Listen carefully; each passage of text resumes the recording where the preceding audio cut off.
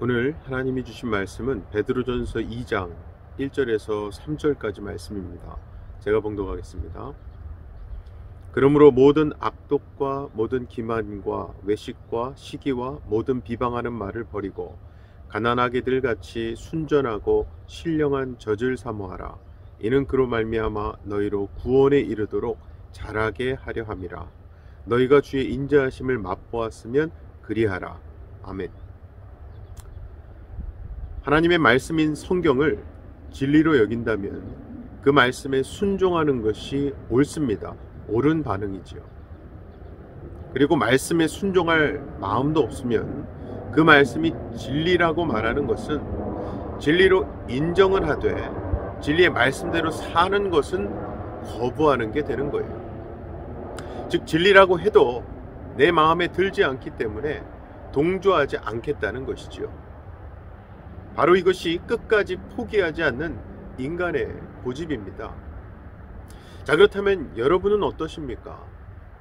예수님의 말씀을 진리로 믿으신다면 과연 예수님의 말씀들이 여러분의 마음에 드십니까? 예수님은 나를 믿는 자는 세상으로부터 미움을 받는다 말씀하셨고요. 십자가를 지고 나를 따르라는 말씀도 하셨어요. 여러분에게 이런 말씀들이 마음에 드시는지요? 물론 쉽지 않습니다. 죄성을 가지고 있는 우리에게 그 말씀들이 마음에 드는 게 오히려 이상한 거죠. 그런데요, 신기하게 진리의 말씀들이 기쁨으로 다가오고 그 진리에 순종하기 위해 하나님의 도움을 구하게 되는 때가 있습니다. 즉, 내 마음에 들지는 않지만 할 수 없이 진리를 억지로 택하는 그런 것이 아니라 진리의 말씀 하나하나에 마음이 이끌리고 그 말씀에서 영원한 생명을 바라보게 되는 것입니다. 어떻게 그렇게 되는가? 성령에 의해 마음이 새롭게 될 때 그렇게 되는 것입니다. 원래 마음이 새롭게 되었다는 것은요, 세상이 소망을 두지 않는 것에 소망을 두게 되는 마음을 뜻합니다.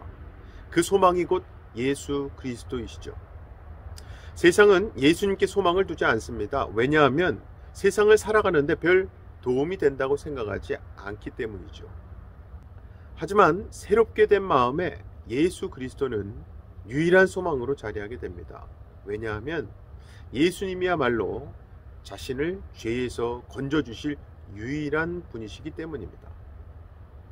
결국 죄가 무엇인가를 알게 되고 죄에서 건진받는 것이야말로 세상의 모든 것을 누리는 것보다 더 큰 은혜, 가장 큰 은혜임을 아는 것이 바로 새롭게 된 마음인 것입니다. 오늘 본문 3절에 보면 너희가 주의 인자하심을 맛보았으면 그리하라 말씀합니다.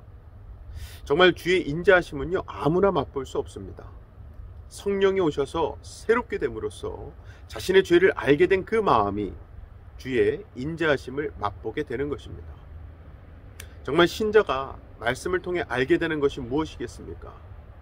죄에 속해 있던 우리의 실상이고 그런 우리가 주의 인자하심 덕분에 하늘에 속한 자가 되었음을 아는 것 아니겠습니까? 이것은 세상 어디에서도 일어날 수 없는 놀라운 사건입니다. 왜냐하면 이것은요, 하늘의 일이기 때문입니다. 반면에 본문 1, 2절을 보면 그러므로 모든 악독과 모든 기만과 외식과 시기와 모든 비방하는 말을 버리고 가난하게들 같이 순전하고 신령한 젖을 사모하라. 이는 그로 말미암아 너희로 구원에 이르도록 자라게 하려 함이라. 여기서 말하는 악독이나 기만, 외식, 시기, 비방 등은요, 옛사람의 특성입니다. 이 모든 것은 주의 인자하심을 맛본 새롭게 된 마음에서는 나올 수 없는 것들이죠. 결국 신자가 영원한 말씀 안에서 예수님으로 위로받고 감사하는 자로서 피차 사랑하는 관계로 살아가는가 하는 것은요, 우리에게서 무엇이 나오는가로 알 수 있는 것입니다. 그리고 베드로 사도가 지금 이런 말을 하고 있는 것은 신자는 순전하고 신령한 젖을 사모하는 사람이라는 것을 말하기 위해서입니다. 순전하고 신령한 젖은요, 한마디로 세세토록 영원한 말씀을 뜻해요. 따라서 신령한 젖을 사모하라는 말은요, 결국 말씀을 사모하는 자로 하여금 악독을 버리게 한다는 것을 말하기 위함입니다. 기만과 외식, 시기와 비방의 말을 버리게 하는 것이 곧 세세토록 영원한 주의 말씀이라는 거예요. 다시 말해서 세세토록 있는 말씀은 신자로 하여금 진짜 신자의 삶을 살아가게 한다는 것이죠. 자, 그럼 왜 갓난아이들처럼 사모하라고 하는 것인가? 원래 갓난아이들이 젖을 사모하는 것은요, 배고픔으로 인한 본능입니다. 즉, 그와 마찬가지로 신자가 말씀을 사모하는 것도 말씀에 대한 본능적인 반응이지 무슨 계획되고 계산된 행동이 아니라는 거죠. 한마디로 주의 인자하심을 맛본 사람이라면 가난아이처럼 말씀을 사모하지 않을래야 않을 수 없게 되는 거예요. 지금 베드로 사도는 주의 인자하심을 맛본 신자가 자연적으로 추구하게 되는 삶이 어떤 것인가를 말하고 있습니다.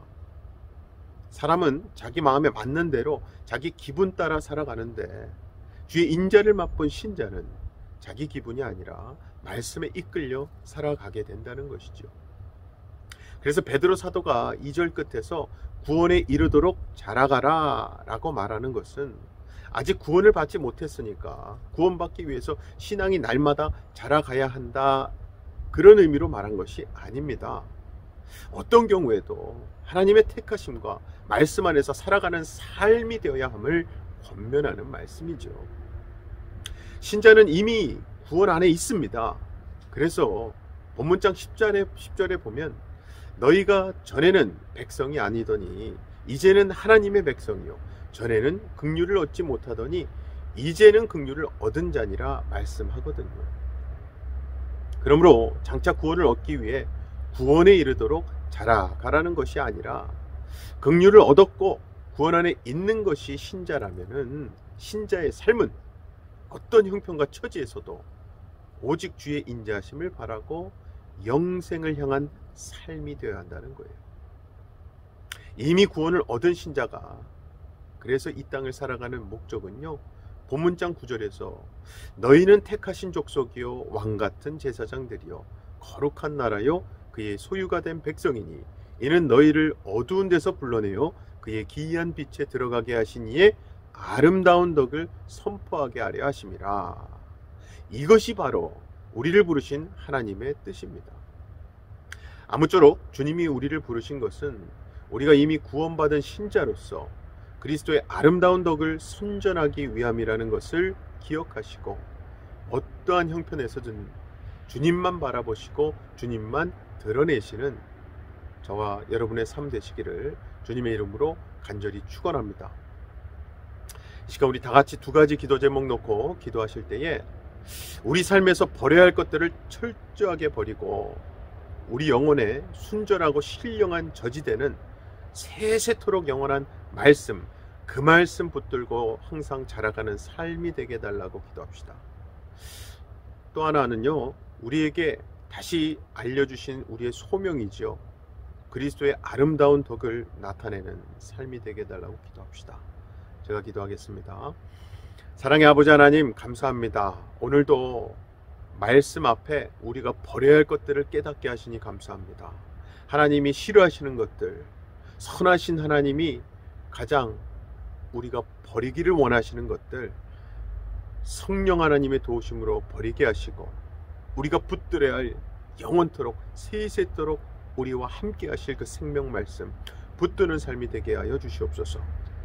무엇보다 우리 삶에서 그 말씀 붙들고 사는 삶이 결국 예수 그리스도의 귀한 덕을 드러내는 우리의 언행이 되고 삶이 될 수 있도록, 그리하여 예수 그리스도의 향기를 품어낼 수 있는 귀한 삶이 될 수 있도록 도와주시옵소서. 오늘도 우리에게 소명 다시 한번 확인시켜 주신 예수 그리스도의 이름으로 간절히 기도합나이다. 아멘.